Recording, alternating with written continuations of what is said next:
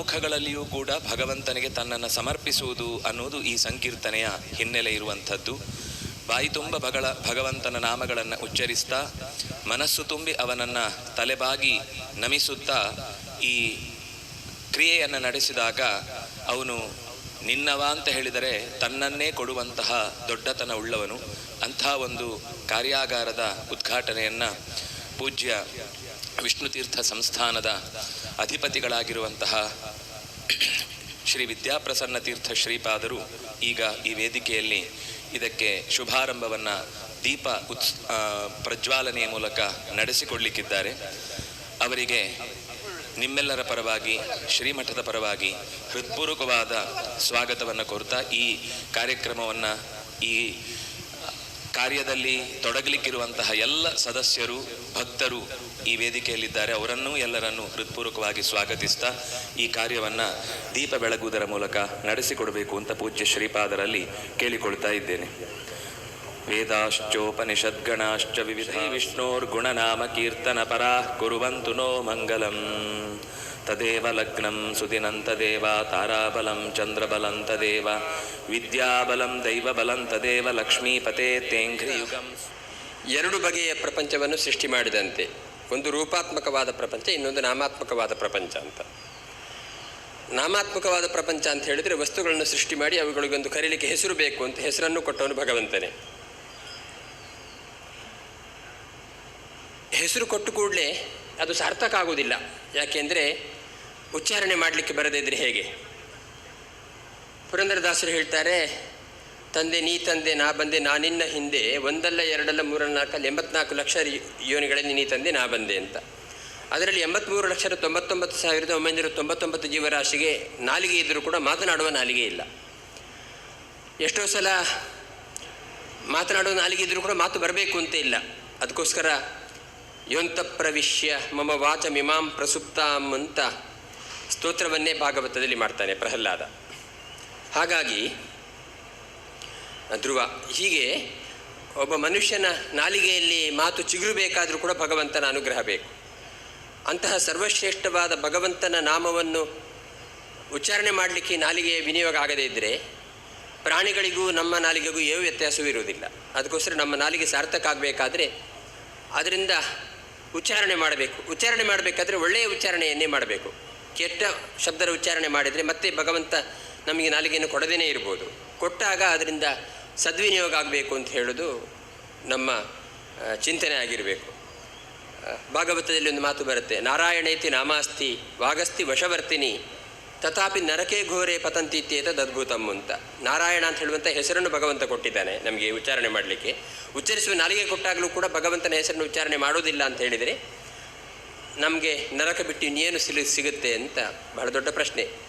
ಹಾಗಾಗಿ ಉಚ್ಚರಿಸುವ ನಾಲಿಗೆಯನ್ನು ಕೊಟ್ಟಾಗ ಭಗವಂತನಿಗೆ ಪ್ರೀತಿಕವರಾದ ನಾಮವನ್ನು ಉಚ್ಚಾರಣೆ ಮಾಡೋದು ಅಂದರೆ ಅದು ಸಂಕೀರ್ತನೆಯನ್ನು ಉಚ್ಚಾರಣೆ ಮಾಡಬೇಕು. ಯತ್ಫಲಂ ತಪಸಾನೈತಿ ನಯೋಗೇನ ಸಮಾಧಿನ ತತ್ಫಲಂ ಲಭತೆ ಧೀಮಾನ್ ಕಲೌಕೇಶವ ಕೀರ್ತನಾಥ್ ಅಂತ. ಹಿಂದಿನ ಯುಗಗಳಲ್ಲಿ ಬಹಳ ದೀರ್ಘಕಾಲವಾದ ತಪಸ್ಸಿನಿಂದ,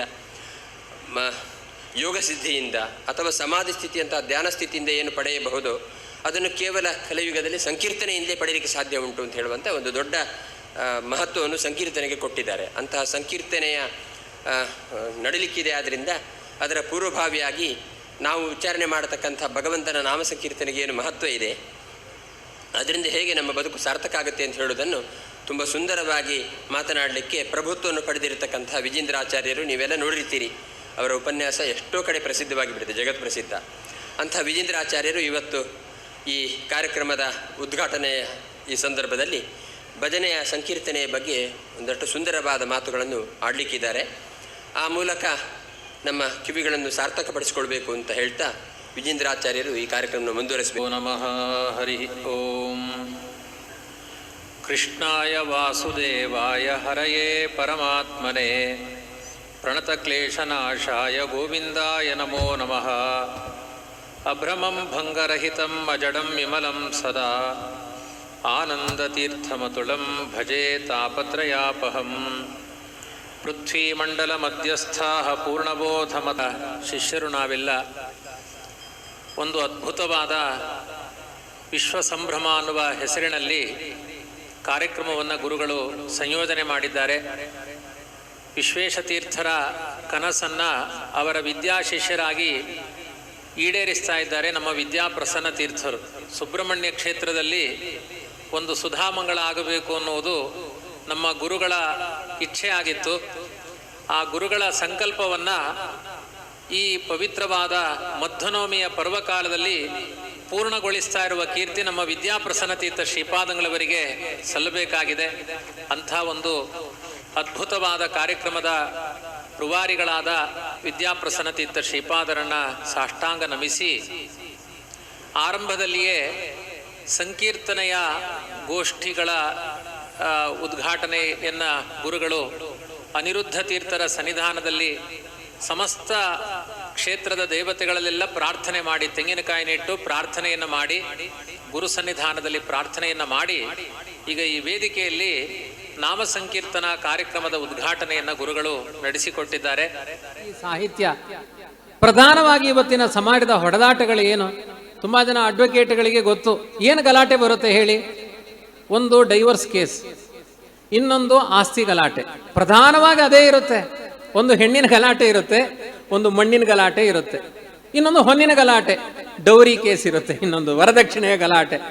ಅದನ್ನ ದೇವರ ಮೆಸೇಜ್ ಕಳಿಸಿದ್ದಾನೆ ಎಷ್ಟು ಸರಳವಾಗಿ. ಮುಂದಿನ ಸಮಾಜವನ್ನು ದೃಷ್ಟಿಯಲ್ಲಿ ಇಟ್ಟುಕೊಂಡು ಇವತ್ತು ಎಷ್ಟೆಲ್ಲ ಕೋರ್ಟು ಕಚೇರಿ ಅಂತ ನಡೀತಾ ಇದೆ, ಪ್ರತಿಯೊಂದು ಕಡೆ ಇರುವ ವ್ಯಾಜ್ಯಗಳೆಲ್ಲ, ಇನ್ನೊಂದಷ್ಟು ಕೊಲೆಯ ಕೇಸುಗಳು. ಯಾಕೆಂದ್ರೆ ಹೆಣ್ಣಿನ ನಿಮಿತ್ತದಿಂದ ಕೊಲೆ, ಮಣ್ಣಿನ ನಿಮಿತ್ತದಿಂದ ಕೊಲೆ. ಅದಕ್ಕೆ ಪುರಂದರದಾಸರು ಬರೀತಾರೆ, ಆ ಆಸೆ ಬಿಟ್ರೆ ಯಾವ ಕೋರ್ಟ್ ಬಾಗಿಲುಗಳು ತೆಗೆಯುವ ಅಗತ್ಯವೇ ಇಲ್ಲ. ಆಸೆಯನ್ನು ಬಿಟ್ಬಿಡಿ, ಮೊದಲು ಕೇಸುಗಳು ನಿಂತೋಗುತ್ತೆ, ಕಲಿಯುಗ ಉತ್ಥಾನವಾಗುತ್ತೆ, ಒಳ್ಳೆ ರೀತಿಯಲ್ಲಿ ಧರ್ಮದಿಂದ ನಡೆಯುತ್ತೆ. ಹೆಣ್ಣಿನ ಆಸೆ, ಮಣ್ಣಿನ ಆಸೆ, ಹೊನ್ನಿನ ಆಸೆ ಅಂತ ಇದನ್ನು ಬಿಡಿ ಅಂತ ಮೆಸೇಜ್ ಬಂದಿದೆ. ಈ ಮೆಸೇಜ್ ಓದೋರೇ ಇಲ್ಲ. ಇದು ಪುರಂದರದಾಸರ ಸಾಹಿತ್ಯ. ಮತ್ತೆ ಪುರಂದರದಾಸರು ಇನ್ನೊಂದು ಮಾತನ್ನು ಹೇಳ್ತಾರೆ, ಮೊನಚಾದ ಮಾತುಗಳನ್ನು ಹೇಳ್ತಾರೆ. ಎಲ್ಲ ವೇದವ್ಯಾಸದೇವರ ಸಾಹಿತ್ಯದ ಭಾವಾನುವಾದ. ನಾವು ಆ ಶ್ಲೋಕಕ್ಕೆ ಅನುವಾದ ಮಾಡಿಬಿಡ್ತೇವೆ, ಅದು ಇನ್ನೊಬ್ಬರಿಗೆ ಅರ್ಥ ಆಗಬೇಕು ಅಂತಿಲ್ಲ. ಕೆಲವೊಮ್ಮೆ ಶ್ಲೋಕ ಅರ್ಥ ಆಗುತ್ತೆ, ಅನುವಾದ ಅರ್ಥ ಆಗಲ್ಲ. ಆದರೆ ಪುರಂದರದಾಸರ ಸಾಹಿತ್ಯ ಹೇಗೆ ಅಂದರೆ ಅತ್ಯಂತ ಸರಳೀಕರಣ ಮಾಡ್ತಾರೆ. ಒಂದು ಕಡೆ ಪುರಂದರದಾಸರು ಹೇಳ್ತಾರೆ, ನಾಯಿ ಬಂದದಪ್ಪ ಅಣ್ಣ ಅತ್ತಲಾಗಿರಿ. ನಾಯಿ ಬಂತು ದಾರಿ ಬಿಡಿ. ಇಲ್ಲಿ ಬರಲಿಲ್ಲ, ಪುರಂದರದಾಸರು ಹೇಳುವ ಪದ್ಧತಿ ಅದು. ನಾಯಿ ಬಂದಿದೆ, ದಾರಿ ಬಿಡಿ, ದಾರಿ ಬಿಡಿ. ನಾಯಿ ಎಂದರೆ ನಾಯಿ ಅಲ್ಲ, ಮಾನವನೆಂಬ ಹೀನ ನಾಯಿ, ಕೊಟ್ಟ ಭಾಷೆಗೆ ತಪ್ಪುವ ನಾಯಿ ಅಂತಾರೆ. ನಾಯಿಯನ್ನ ನಿಂದನೆ ಮಾಡಲ್ಲ, ಅದಕ್ಕೊಂದು ನಿಯತ್ತಿದೆ. ಅದಕ್ಕಿಂತ ಹೀನಾಯವಾದ ನಾಯಿ ಯಾರು ಅಂದ್ರೆ ಮಾನವನೆಂಬ ಹೀನ ನಾಯಿ. ಇದನ್ನು ಭಾಗವತದ ಅನುವಾದ ಇದು. ಶ್ವವಿಡ್ ವರಾಹ ಕರೋಷ್ಟ್ರ ತುಲ್ಯ ಪುರುಷ ಪಶು, ದ್ವಿತೀಯ ಸ್ಕಂದದಲ್ಲಿ ಬೈತಾರೆ.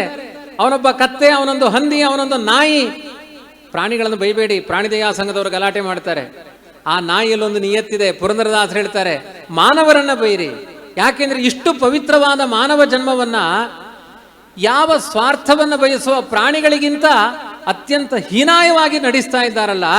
ಮಾನವನೆಂಬ ಹೀನ ನಾಯಿ, ಕೊಟ್ಟ ಭಾಷೆಗೆ ತಪ್ಪುವ ನಾಯಿ. ಏನು ಭಾಷೆ ಕೊಡುವುದು?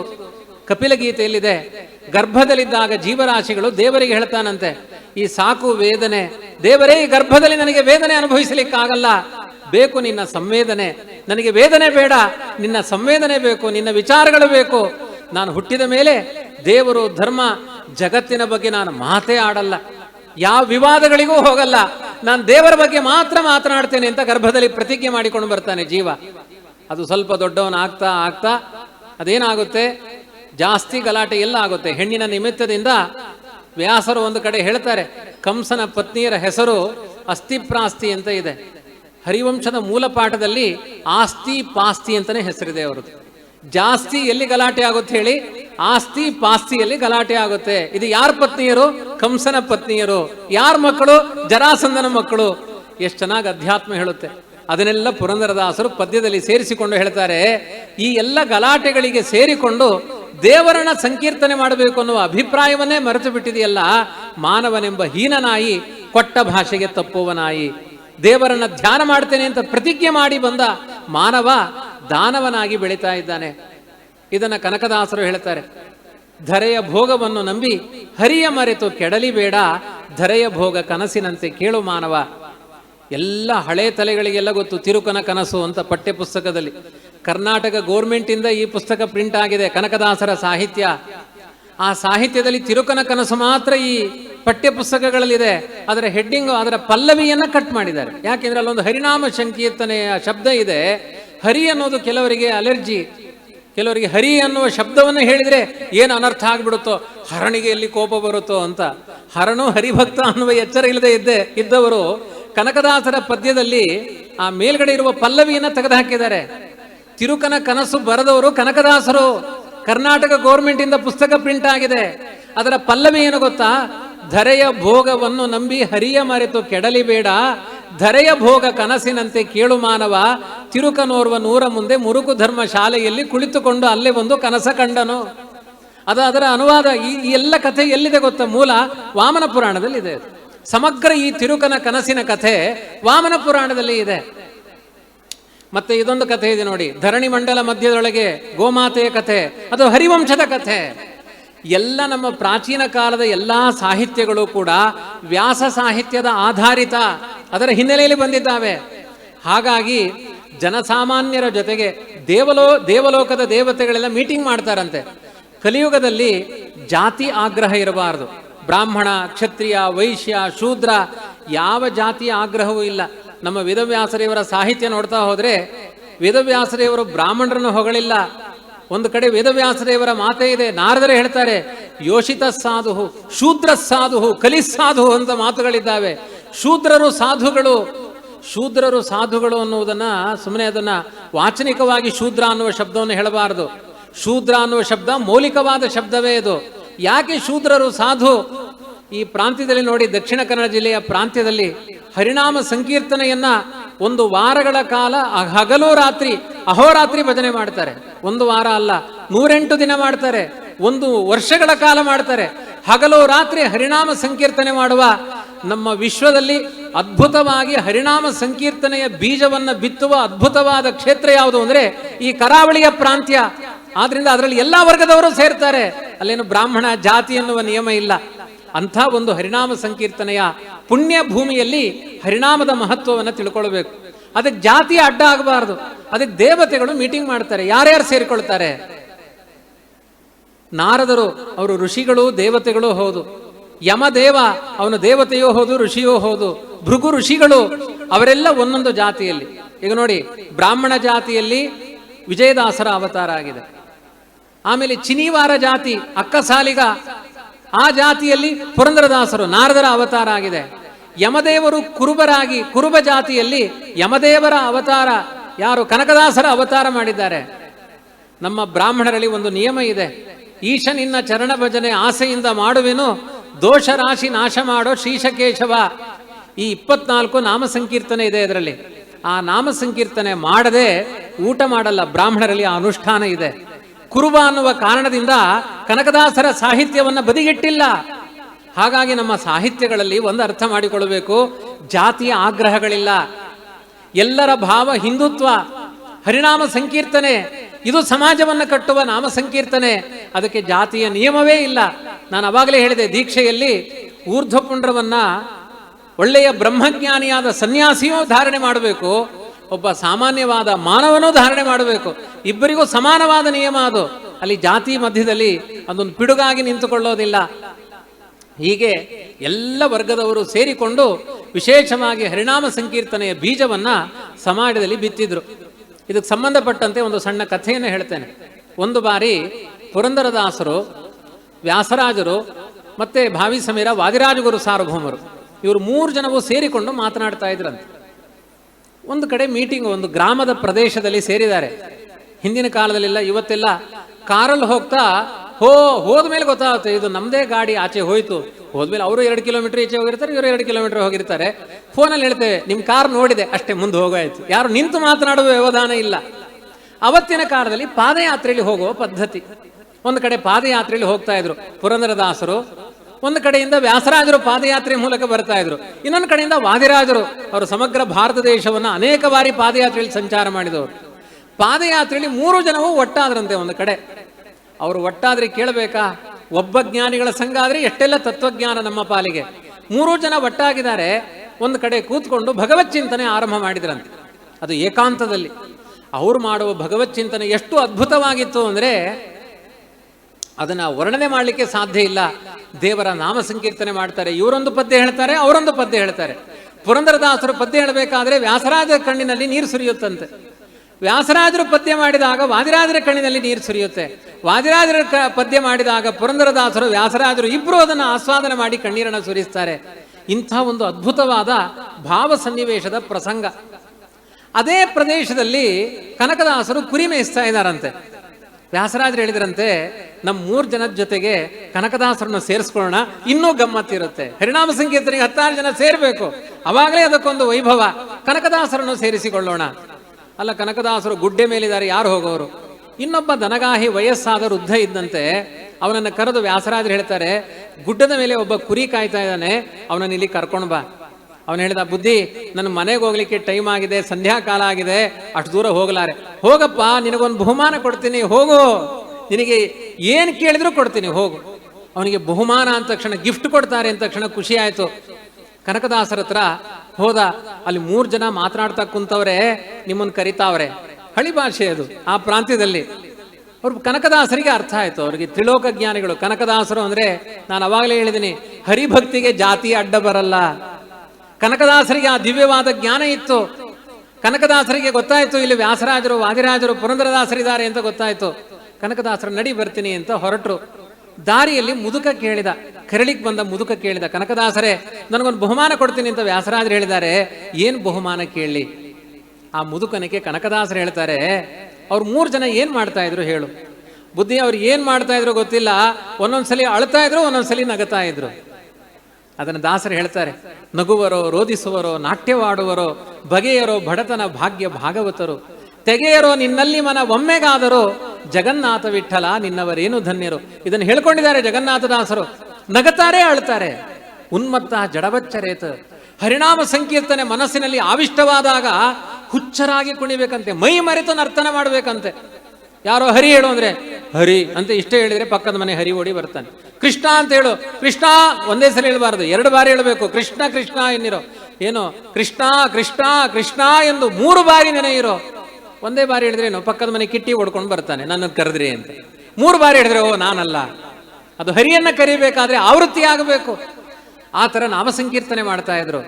ಕನಕದಾಸರು ಮುದುಕನಿಗೆ ಹೇಳ್ತಾರೆ, ನೀನು ಏನು ಬಹುಮಾನ ಕೇಳಬೇಕು ಅಂದರೆ ಅವ್ರ ಹತ್ರ ಹೇಳು, ಹೋದ ತಕ್ಷಣ ನೀವು ನಗುದ್ರಲ್ಲಿ ಸ್ವಲ್ಪ ಕೊಡಿ, ಅಳುವುದ್ರಲ್ಲಿ ಸ್ವಲ್ಪ ಕೊಡಿ ಅಂತ ಕೇಳು. ಮುದುಕ ಕೇಳಿದ, ನಿಮ್ಮ ಭಾಷೆನೇ ಅರ್ಥ ಆಗ್ತಾ ಇಲ್ಲ, ನಾನು ಹೇಳಿದ ಕೇಳು, ಮುಂದಿನ ಜನ್ಮದಲ್ಲಿ ಅರ್ಥ ಆಗುತ್ತೆ ಅಂತಾರೆ. ಮುದುಕ ಅವನು ಸಾಯ್ಲಿಕ್ಕೆ ಇದ್ದವನು. ಅವನಿಗೆ ಯಾವ ಕನಕಗಳನ್ನು ಕೊಟ್ಟರು ಅನುಭವಿಸಲಿಕ್ಕೆ ಬೇಕಾದ ಆಯುಷ್ಯ ಇಲ್ಲ ಅಂತ ಗೊತ್ತು ಕನಕದಾಸರಿಗೆ. ಅದಕ್ಕೆ ಹೇಳ್ತಾರೆ, ನಗುವುದರಲ್ಲಿ ಸ್ವಲ್ಪ, ಅಳುವುದರಲ್ಲಿ ಸ್ವಲ್ಪ ಕೇಳು. ಆ ಕನಕದಾಸರನ್ನ ಕರ್ಕೊಂಡು ಬಂದ. 4 ಜನ ಸೇರಿ ಹರಿನಾಮ ಸಂಕೀರ್ತನೆಯನ್ನು ಮಾಡಿದ್ರು. ಅದರ ನಡುವೆ ಮುದುಕ ಕೇಳಿದ, ವ್ಯಾಸರಾಜರೇ, ವಾದಿರಾಜರೇ, ಪುರಂದರದಾಸರೇ, ನೀವು ನಗುವುದರಲ್ಲಿ ಸ್ವಲ್ಪ ಕೊಡಿ, ಅಳುವುದರಲ್ಲಿ ಸ್ವಲ್ಪ ಕೊಡಿ ಅಂತ ಕೇಳಿದ. ತಥಾಸ್ತು ಅಂತ ವರ ಕೊಟ್ಟರು.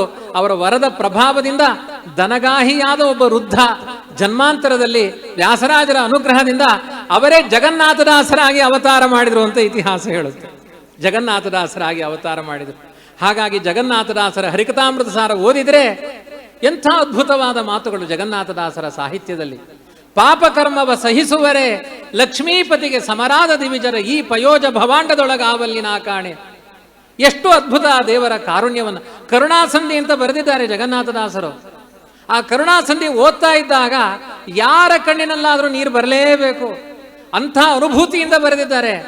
ಇನ್ನು ಕೆಲವು ಕಡೆ ದೇವರ ನಾಮ ಸಂಕೀರ್ತನೆಯಿಂದ ಹೊಗಳಬೇಕಾದ್ರೆ ಯಾರಿಗಾದರೂ ಆನಂದ ಆಗಲೇಬೇಕು. ನಮ್ಮ ದೇಹದ ಆನಂದ, ದುಃಖಗಳು, ಎಲ್ಲ ವಿಕಾರಗಳು ಆ ದೇವರಿಗೆ ಸಂಬಂಧಪಟ್ಟಿದ್ದು ಅನ್ನುವುದನ್ನು ಅನುಭವಕ್ಕೆ ಬರುವಂತೆ ಸಾಹಿತ್ಯದಲ್ಲಿ ಗ್ರಥಿಸಿಕೊಟ್ಟವರು ಜಗನ್ನಾಥದಾಸರಂತಹ ಅಪರೋಕ್ಷ ಜ್ಞಾನಿಗಳು. ನೋಡಿ, ಒಬ್ಬ ಸಜ್ಜನರ ಸಂಘ ಆದರೆ ಏನೆಲ್ಲ.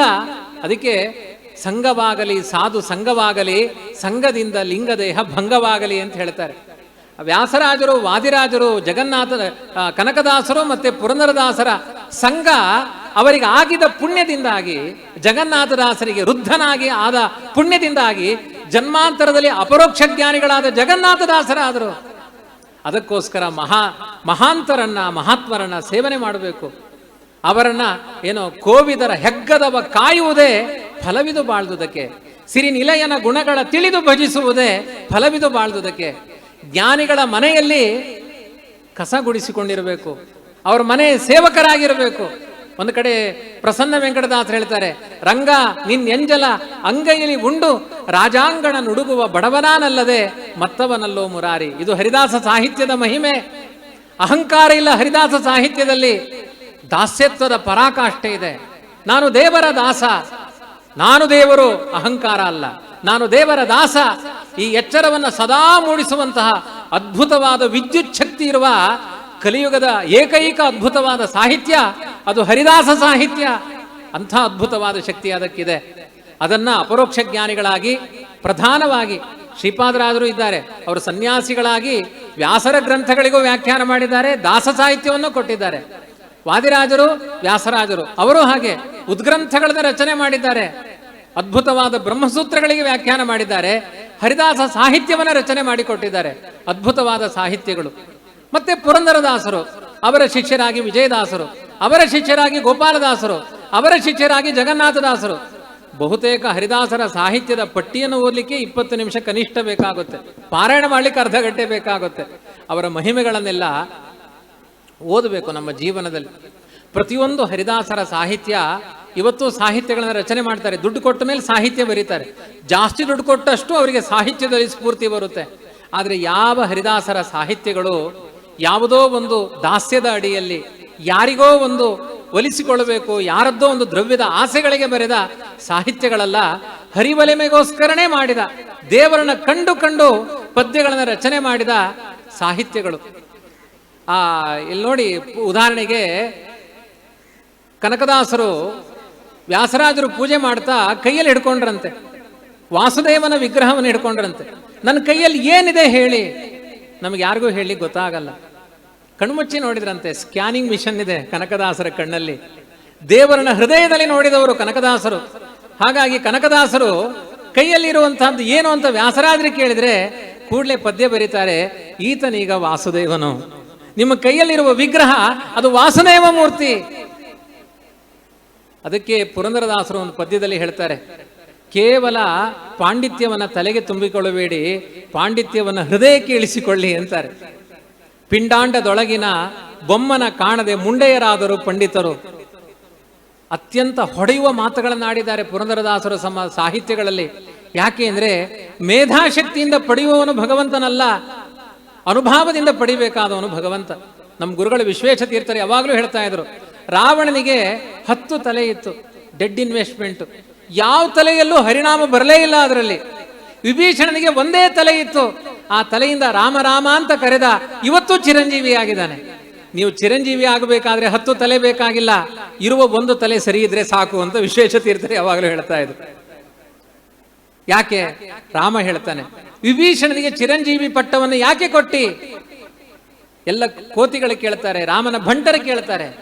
ರಾಮನ ಮಾತೇನು? ಸಕೃದೇವ ಪ್ರಪನ್ನಾಯ ತವಾಸ್ಮೀತಿ ಚ ಯಾಚತೆ.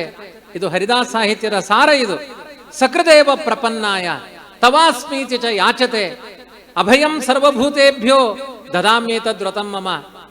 ಯಾರು ನನ್ನ ಪಾದಕಮಲಕ್ಕೆ 1 ಬಾರಿ ಬಂದು ರಾಮ ನಿನ್ನ ದಾಸ, ನಿನ್ನ ಭಂಟ ಅಂತ 1 ಬಾರಿ ಹೇಳ್ತಾರೋ ಅಂಥ ಯಾವುದೇ ವರ್ಗದ ವ್ಯಕ್ತಿಗಳಾಗಲಿ ಅವರಿಗೆ ನಾನು ಅಭಯದಾನ ಮಾಡ್ತೀನಿ. ಶಾಶ್ವತವಾಗಿ ಅವರು ನನ್ನ ಮನೆಯ ದಾಸರಾಗ್ತಾರೆ, ನನ್ನ ದಾಸರಾಗ್ತಾರೆ. ಇದು ರಾಮ ಕೊಟ್ಟ ಒಂದು ಅದ್ಭುತವಾದ ಶಕ್ತಿ. ಹಾಗಾಗಿ ಎಲ್ಲ ಹರಿದಾಸರ ಸಾಹಿತ್ಯದಲ್ಲಿ ರಾಮನ ಭಜನೆ, ಕೃಷ್ಣನ ಭಜನೆ ವ್ಯಾಪಕವಾಗಿ ಕಲಿಯುಗದಲ್ಲಿ ನಾವು ಮಾಡಲೇಬೇಕಾದ ನಾಮ ಸಂಕೀರ್ತನೆ ಅದು ರಾಮಕೃಷ್ಣರ ಸಂಕೀರ್ತನೆ. ಅಂಥ ಒಂದು ಅದ್ಭುತವಾದ ಆ ಸಂಕೀರ್ತನೆಯ ಒಂದು ಸಂಚಾರ ಬಹುತೇಕ ಎಷ್ಟೋ ಸಾಹಿತ್ಯಗಳು ಹುಟ್ಟುತ್ತೆ, ಕಣ್ಮರೆಯಾಗುತ್ತೆ. ಯಾವತ್ತೇವತ್ತು ನಮ್ಮ ಬಾಲ್ಯದಲ್ಲಿ ಒಂದಷ್ಟು ಪಿಕ್ಚರ್ ಹಾಡು ಯಾರೋ ಬಾಯಲ್ಲಿ ಹೇಳ್ಕೊಂಡು ಓಡಾಡ್ತಾ ಇದ್ರು. ಇವತ್ತು ಆ ಸಾಹಿತ್ಯಗಳಿಲ್ಲ, ಹೇಳಿದ್ರೆ ಕೇಳೋರು ಇಲ್ಲ, ಮಾರ್ಕೆಟಿಂಗ್ ಇಲ್ಲ. ಅದಕ್ಕೆ ಕಾಲಕಾಲವಾಗಿ ಬದಲಾಗ್ತಾ ಇರುತ್ತೆ. ಆದರೆ ಪುರಂದರದಾಸರ ಸಾಹಿತ್ಯ ಯಾವುದು?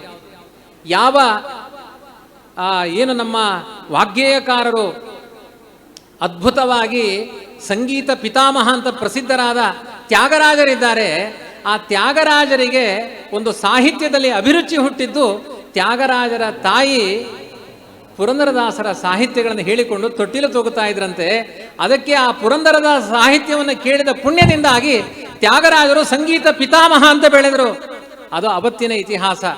ಇವತ್ತಿನ ಇತಿಹಾಸವೂ ಅದೇ, ಮುಂದಿನ ಇತಿಹಾಸವೂ ಅದೇ. ಸರ್ವಕಾಲದಲ್ಲಿ ಯಾವತ್ತೂ ಕೂಡ ತನ್ನ ವ್ಯಕ್ತಿತ್ವವನ್ನು ನಾಶಪಡಿಸಿಕೊಳ್ಳದೆ, ಆ ಸಾಹಿತ್ಯದ ಆ ಏನು ರಸಪಾಕ ಇದೆ ಅದರ ಸ್ವಾರಸ್ಯವನ್ನು ನಾಶ ಮಾಡಿಕೊಳ್ಳದೆ ಸ್ಥಾಯಿಯಾಗಿ ನಿಲ್ಲುವಂತಹ ಸಾಹಿತ್ಯವನ್ನು ಕೊಟ್ಟ ಅಪರೋಕ್ಷ ಜ್ಞಾನಿಗಳು ಪುರಂದರದಾಸರು, ವ್ಯಾಸರಾಜರು, ವಾದಿರಾಜರು, ಶ್ರೀಪಾದರಾಜರು, ವಿಜಯದಾಸರು, ಗೋಪಾಲದಾಸರು, ಜಗನ್ನಾಥದಾಸರು, ಇಂಥ ಅಪರೋಕ್ಷ ಜ್ಞಾನಿಗಳು. ಹಾಗಾಗಿ ಅಂಥವರ ಸಾಹಿತ್ಯವನ್ನು ಮುಂದೆ ಮಧ್ಯಾಹ್ನದ ಹೊತ್ತೆಲ್ಲ ಭಜನಾ ಕಮ್ಮಟಗಳಿದ್ದಾವೆ. ಈ ಪ್ರಾಂತ್ಯದಲ್ಲಿ ತುಂಬ ಜನ ಒಳ್ಳೆ ಹರಿಭಜನೆಯನ್ನು ಮಾಡ್ತಾರೆ. ಆದರೆ ತಾವೇ ರಚನೆ ಮಾಡಿದ್ದು, ಯಾರೋ ರಚನೆ ಮಾಡಿದ ಸಾಹಿತ್ಯಗಳನ್ನು ಹೇಳ್ತಾರೆ. ಯಾರ್ಯಾರೋ ಮಾಡಿದ ರಚನೆಯ ಸಾಹಿತ್ಯಗಳಲ್ಲಿ ಅದು ಕಾಮ, ಕ್ರೋಧ ಎಲ್ಲ ಸೇರಿಕೊಂಡು ಸಾಹಿತ್ಯಗಳ ರಚನೆ ಆಗಿರುತ್ತೆ. ಅದಕ್ಕಿಂತ ಹೆಚ್ಚು ದೇವರನ್ನು ನೋಡಿ ರಚನೆ ಮಾಡಿದವರ ಸಾಹಿತ್ಯಗಳನ್ನು ಹೇಳಿದರೆ ಅದು ನಮ್ಮ ಬದುಕಿನ ಮಂತ್ರಗಳಾಗುತ್ತೆ. ಹಾಗಾಗಿ ಹೆಚ್ಚೆಚ್ಚು ಪುರಂದರದಾಸರ ಸಾಹಿತ್ಯವನ್ನು ವಾದಿರಾಜರು, ಈ ಮಣ್ಣಿನಲ್ಲಿ ವಾದಿರಾಜರು ಮನೆ ಮನೆಗಳಲ್ಲಿ ಹೋಗಿ ಹರಿದಾಸ ಸಾಹಿತ್ಯವನ್ನು ಪ್ರಚಾರ ಮಾಡಿದ್ದಾರೆ. ಅವರ ಸಾಹಿತ್ಯವನ್ನು, ವ್ಯಾಸರಾಜರ ಸಾಹಿತ್ಯವನ್ನು, ಜಗನ್ನಾಥದಾಸರು, ವಿಜಯದಾಸರು, ಗೋಪಾಲದಾಸರ ಸಾಹಿತ್ಯವನ್ನು ಹೆಚ್ಚೆಚ್ಚು ಹೇಳಬೇಕು. ಕಲಿಯುಗದ ಮಂತ್ರಗಳದು. ಇದರಲ್ಲಿ ಯಾವುದೇ ಜಾತಿ ತಾರತಮ್ಯ ಇಲ್ಲ. ಭಾಗವತಲ್ಲಿ ಹೇಳ್ತಾರಲ್ಲ, ಕಿರಾತ ಹೂಣಾಂದ ಪುಲಿಂದ ಪುಲ್ಕಸ ಆಭೀರ ಕಂಕ ಯವನಾಶಕಾದಯ ಎನ್ನೇಚ ಪಾಪಾಹ ಯದಪಾಶ್ರಯಾಶ್ರಯ ಶುದ್ಧಂತ್ಯ ತಸ್ಮೈ ಪ್ರಭವಿಷ್ಣವೇ ನಮಃ. ಹರಿನಾಮ ಸಂಕೀರ್ತನೆ ಮನುಷ್ಯ ಸಾಮಾನ್ಯರನ್ನ ಉದ್ಧಾರ ಮಾಡುತ್ತೆ. ಅದು ಅಲ್ಲಿ ವರ್ಗೀಕರಣವೇ ಇಲ್ಲ. ಅಂತಹ ಸಮಗ್ರ ಸಮಾಜವನ್ನು ಭಕ್ತಿ ಎನ್ನುವ ಒಂದೇ ವಾಹಿನಿಯಲ್ಲಿ ಕರೆದುಕೊಂಡು ಹೋಗುವ ಅದ್ಭುತವಾದ ಸಾಮರ್ಥ್ಯ ಇರುವಂತಹ ಸಾಹಿತ್ಯ ಅದು ಹರಿದಾಸ ಸಾಹಿತ್ಯ. ಅದು ಹರಿದಾಸ ಪರಂಪರೆಗೆ ಇದೆ. ಅಂತಹ ಹರಿದಾಸ ಸಾಹಿತ್ಯದ ವಿಚಾರ ನಮ್ಮ ಮನಸ್ಸಿನಲ್ಲಿ ಮತ್ತೆ ಮತ್ತೆ ಮಾರ್ದನಿಸಲಿ. ಅದು ನಮ್ಮ ಬದುಕಿನ ಒಂದು ನಮ್ಮ ಬದುಕಿನ ಒಂದು ಮಾರ್ಗದರ್ಶನವಾಗಲಿ, ನಮ್ಮ ಬದುಕಿನ ಮಂತ್ರವಾಗಲಿ ಅಂತ ಪ್ರಾರ್ಥನೆ ಮಾಡ್ತಾ, ವಿಶ್ವ ಸಂಭ್ರಮ ನಮ್ಮ ಗುರುಗಳು ಆಚರಣೆ ಮಾಡ್ತಾ ಇರುವ 45ನೆಯ ಒಂದು ಸುಧಾಮಂಗಳ ಮಹೋತ್ಸವ. ವಿಶ್ವೇಶ ತೀರ್ಥರು ಬಹುತೇಕ 37 ಸುಧಾಮಂಗಳಗಳನ್ನು ರಚನೆ ಮಾಡಿದ್ದಾರೆ. ಅವರೇ ತಮ್ಮ ಶಿಷ್ಯರಿಗೆ ಪಾಠ ಹೇಳಿದ್ದಾರೆ. ಅವರನ್ನ ಹೃದಯದಲ್ಲಿಟ್ಟುಕೊಂಡು 8 ಸುಧಾಮಂಗಳ, ಬಹುತೇಕ ಇದು 8ನೇ ಸುಧಾಮಂಗಳ, ವಿಶ್ವಪ್ರಸನ್ನ ತೀರ್ಥರು ಆಚರಿಸ್ತಾ ಇರುವ ಸುಧಾಮಂಗಳ 8ನೆಯ ಸುಧಾಮಂಗಳ. ಈ ಸುಧಾಮಂಗಳದಲ್ಲಿ ಅನೇಕ ವಿದ್ಯಾರ್ಥಿಗಳು, ಇಲ್ಲೆಲ್ಲ ಒಂದು ದೊಡ್ಡ ಸಂಭ್ರಮ ನಡೀಲಿಕ್ಕಿದೆ. 45ನೆಯ ದೊಡ್ಡ ಇತಿಹಾಸ ಇದು. ನಮ್ಮ ಸಮಗ್ರ ಹಿಂದೂ ಸಮಾಜವೇ ಮೆಚ್ಚಬೇಕಾದ ಒಂದು ದೊಡ್ಡ ಸಂಖ್ಯೆ ಇದೆ ಇಲ್ಲಿ. ವಿಶ್ವೇಶ ತೀರ್ಥರ ಒಂದು ತಮ್ಮ ಜೀವಿತ ಅವಧಿಯಲ್ಲಿ 45 ಸುಧಾಮಂಗಳ ಮಾಡಿದ ಕೀರ್ತಿಯನ್ನು ಸಂಪಾದನೆ ಮಾಡಿಕೊಂಡು ದೊಡ್ಡ ಕಿರೀಟ ಅದು ವಿಶ್ವೇಶ ತೀರ್ಥರಿಗೆ ಸಲ್ಲುವಂತಹದ್ದು. ಆ ಮಾಡಿದ ಆ ಒಂದು ಸುಧಾಮಂಗಳ ಮಾಡಿದ ಕೀರ್ತಿ ಅವರ ಪಾಲಿಗೆ ಸಲ್ಲುವಂತಹದ್ದು. ಅಂತಹ 45ನೆಯ ಸುಧಾಮಂಗಳ ಮಹೋತ್ಸವದಲ್ಲಿ ಆರಂಭದಲ್ಲಿಯೇ ಒಂದು ಹರಿನಾಮ ಸಂಕೀರ್ತನೆಯ ಜೊತೆಗೆ ದೇವರನ್ನ ಸ್ತೋತ್ರ ಮಾಡಿದರೆ ಮುಂದೆಲ್ಲ ನಿರ್ವಿಘ್ನವಾಗಿ ಸಾಗುತ್ತಂತೆ. ಹಾಗಾಗಿ ಇಲ್ಲಿ ಕ್ಷೇತ್ರ ದೇವತೆಗಳಾದ ಎಲ್ಲ ಸ್ಕಂದ, ದುರ್ಗೆ, ಗಣಪತಿ, ಗುರುಗಳು ಎಲ್ಲರನ್ನೂ ಪ್ರಾರ್ಥನೆ ಮಾಡಿ ನರಸಿಂಹದೇವರ ಪಾದಾರವಿಂದರಲ್ಲಿ ನಿಂತು ನಮ್ಮ ಪರಮ ಪೂಜ್ಯರಾದ ವಿದ್ಯಾಪ್ರಸನ್ನ ತೀರ್ಥ ಶ್ರೀಪಾದಂಗಳವರು ಈ ಕಾರ್ಯಕ್ರಮವನ್ನು ಅನಿರುದ್ಧ ತೀರ್ಥರ ಸನ್ನಿಧಾನದಲ್ಲಿಯೂ ನಾಮ ಸಂಕೀರ್ತನೆಯ ಜೊತೆಗೆ ಉದ್ಘಾಟನೆ ಮಾಡಿದ್ದಾರೆ. ಮತ್ತೆ ಇಲ್ಲಿಯೂ ಕೂಡ ಈ ಸಭಾಭವನದಲ್ಲಿ ವಿಷ್ಣು ತೀರ್ಥ ವೇದಿಕೆಯಲ್ಲಿಯೂ ಕೂಡ ಈ ಕಾರ್ಯಕ್ರಮವನ್ನು ಉದ್ಘಾಟನೆ ಮಾಡಿದ್ದಾರೆ. ಅದು ಅತ್ಯಂತ ವೈಭವದಿಂದ ಸಮಾಜಕ್ಕೆಲ್ಲ ಒಂದು ಭಕ್ತಿಯ ಸಂಚಾರ ಆಗುವ ಕಾರ್ಯಕ್ರಮವಾಗಿ ಇದು ಮುಂದೆ ಮೂಡಿ ಬರಲಿಕ್ಕಿದೆ. ಅದರಲ್ಲೆಲ್ಲ ಭಾಗವಹಿಸಿ ಈ ಒಂದು ಮಾಘಸ್ನಾನದ ಒಂದು ಅದ್ಭುತವಾದ ಕುಂಭಮೇಳ ಮಾಘಸ್ನಾನದಲ್ಲಿ ಎಲ್ಲಿದೆ ಅಂದರೆ ಈ ಬಾರಿ ನಮ್ಮ ಸುಬ್ರಹ್ಮಣ್ಯ ಕ್ಷೇತ್ರದಲ್ಲಿ ಮಾಘ ಮಾಸದ ಕುಂಭಮೇಳ ನಡೀತಾ ಇದೆ. ಇಂಥ ಒಂದು ಪುಣ್ಯದಲ್ಲಿ ನಾವೆಲ್ಲ ಭಾಗವಹಿಸಿ ಕೃತಾರ್ಥರಾಗೋಣ ಅಂತ ಹೇಳ್ತಾ ಇಂತಹ ಅವಕಾಶವನ್ನು ಕಲ್ಪಿಸಿಕೊಟ್ಟ ನಮ್ಮ ಗುರುಗಳಾದ ವಿಶ್ವಪ್ರಸನ್ನ ತೀರ್ಥರಿಗೂ ವಿದ್ಯಾಪ್ರಸನ್ನ ತೀರ್ಥರಿಗೂ ಭೂಯಿಷ್ಠಾಂತೆ ನಮೋಕ್ತಿಮಿದೇಮ ಅಂತ ಹೇಳಿ ನನ್ನ ಮಾತನ್ನು ಮುಗಿಸ್ತೇನೆ. ಹರಿಪ್ರಿಯತಾಂ ಶ್ರೀಕೃಷ್ಣಾರ್ಪಣಮಸ್ತು. ಇಷ್ಟು ಹೊತ್ತು ಹರಿನಾಮ ಸಂಕೀರ್ತನೆಯ ಮಹತ್ವವನ್ನು ಆಚಾರ್ಯರಿಂದ ಹಿಡಿದು ಈಗಿನ ಅನೇಕ ದಾಸರ ತನಕದ ಸಾಮಾಜಿಕ ಆಧ್ಯಾತ್ಮಿಕ ಕೊಡುಗೆಗಳೇನು, ಅದು ನಿತ್ಯಕ್ಕೆ ಎಷ್ಟು ಉಪಯುಕ್ತವಾದದ್ದು ಮತ್ತು ಅದು ನಮ್ಮನ್ನು ಹೇಗೆ ಸರಿಯಾದ ಗುರಿಯ ಕಡೆಗೆ ಗುರುವಿನಂತೆ ಕರ್ಕೊಂಡು ಹೋಗುತ್ತೆ ಅನ್ನೋದನ್ನು ನಿರೂಪಿಸಿದರು. ಆಚಾರ್ಯರು ಕೂಡ ವ್ಯಾಸರನ್ನೇ ಅನುಸರಿಸಿ ಇಂತಹ ಪದ್ಯಗಳನ್ನು ಬರೆದಿರುವಂಥದ್ದು. ಯಾಕೆಂದರೆ ಪುರಾಣಗಳಲ್ಲೂ ಅನೇಕ ಪಲ್ಲವಿ ಅನುಪಲ್ಲವಿ ಇರುವ ಹಾಗಿನ ಪದ್ಯಗಳನ್ನು ನೋಡ್ತೇವೆ. ವ್ಯಾಸರು ಇನ್ನೂ ಅದನ್ನು ಚಂದಗೊಳಿಸಿದ್ದು ಹೇಗೆ ಅಂದರೆ ಪ್ರಗಾಥ ಛಂದಸ್ಸು ಅಂತ ವೇದಗಳಲ್ಲಿ ಇಂದ್ರ ಎಂದೋ ಪರಿಸ್ರವ ಅನ್ನುವ ಅದೇ ಮಾತುಗಳು ರಿಪೀಟ್ ಆಗುವ ರೀತಿಯ ಪವಮಾನದ ಮಂತ್ರಗಳಲ್ಲಿ ಆ ರೀತಿಯ ಒಂದು ಸಾಹಿತ್ಯವನ್ನು ನಾವು ನೋಡ್ತೇವೆ. ಹೀಗೆ ಒಂದು ಸುಂದರವಾದ ದಾಸ ಸಾಹಿತ್ಯದ ಪ್ರಪಂಚ. ಯಾಕೆಂದರೆ ಮಧ್ವಾಚಾರ್ಯರು ದಾಸೋಹಂ ಕೋಸಲೇಂದ್ರಸ್ಯ ಅಂತ ಹೇಳಿಕೊಂಡೇ ತನ್ನ ಬದುಕನ್ನು ಭಗವಂತನಿಗೆ ಸಮರ್ಪಿಸಿದವರು.